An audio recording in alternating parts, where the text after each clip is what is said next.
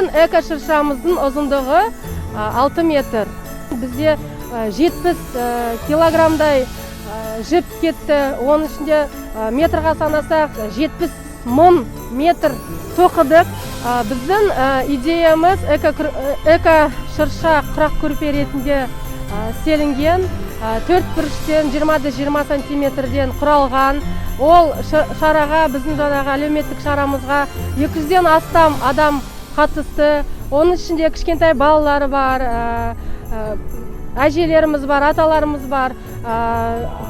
Қарттар үйіндегі әжелеріміз қатысып, осы шыршамызға қарасаңыздар, көбінесе 200-ден артық адамға біз үйретіп, қол ұшын көрсетіп, сол кісілердің қолынан шыққан кей адамдар бірінші рет тоқып, қолдарына ілмек алып, көмектерін көрсетті.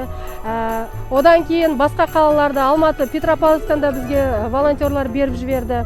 Басқа қалаларда Қарағанды, Көкшетау, Ақтау, Ақтөбе жақтардан да қосылып жатыр.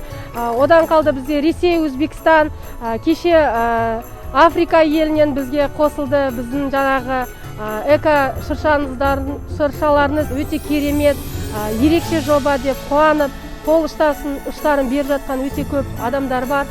Сонымен қатар бізге біздің қазақтың әнші қыздары Алтынай Жорабаева, Тамара Асар қол ұштарын беріп, бірге ат салысып, тоқыма тоқып, тоқыманы үйреніп, осы ерекше шара бола берсін деп бізге өзге тілектерін айтып кетті.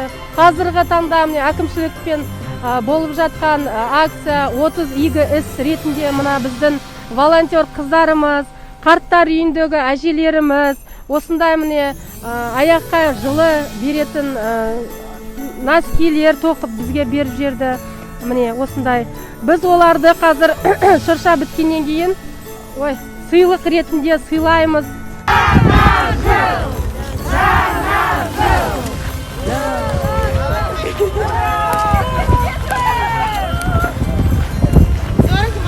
Летом я познакомилась с такой прекрасной девушкой Мукушевой Рахима, с ее социальной мастерской «Путь мастерства» Берген Кюзет. Меня вдохновило, что Рахима такой большой души человек.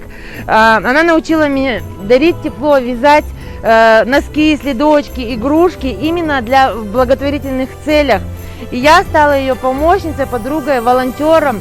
Мне понравилось волонтерить во всех направлениях сферы вязания, дарить людям теплоту, частичку своего сердца. Хочу огромное спасибо сказать, что побольше было таких проектов в социальном направлении, чтобы поддерживали народ, государство. Вот мы связали такую этно-елку в стиле Курак-Корпе ко дню Нового года всем Казахстанам.